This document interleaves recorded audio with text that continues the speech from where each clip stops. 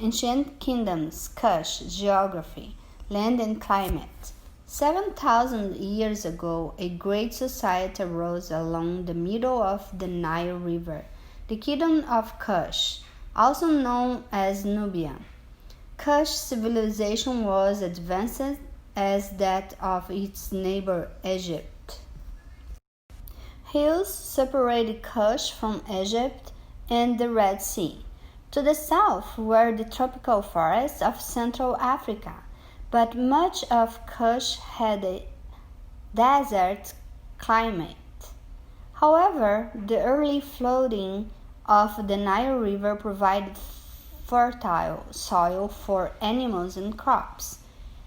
In ancient times, Kush was actually wetter than Egypt is today. Huge herds of cattle grazed along the river. Kush and the lands around it are in the northeastern Africa. Histories, Queens and Pharaohs. Kush began as a farming community, but over time it gained in prosperity. The queens of Kush would emerge as powerful and supportive rulers. They shared the throne, and with the kings they pondered problems facing the kingdom. A queen was known as Kadaki, or strong woman. The armies of Egypt wanted the gold and copper found in Kush. They conquered the kingdom during the reign of Tutankhamun around 1500s. Then, after hundreds of years, Egypt's power began to decline.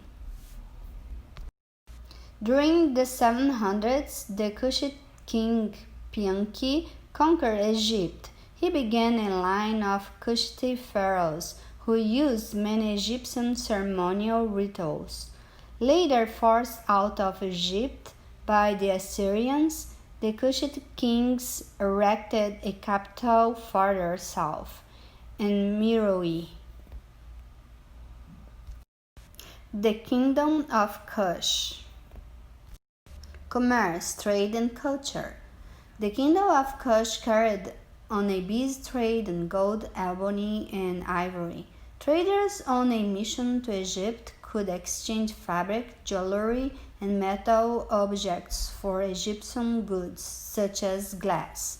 Kushites also melted down fragments of iron ore to make tools and weapons. Kush's achievements in arts, technology, and trade helped it stay in power for nearly 1,000 years. Kushites borrowed many customs from Egypt.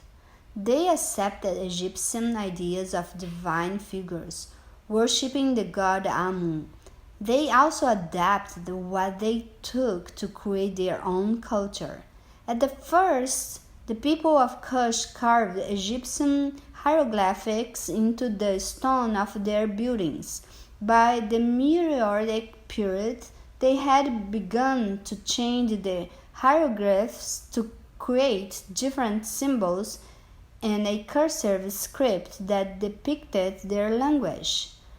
This script reduced the large number of Egyptian symbols to 23 signs, an alphabet. Meroitic cursive script.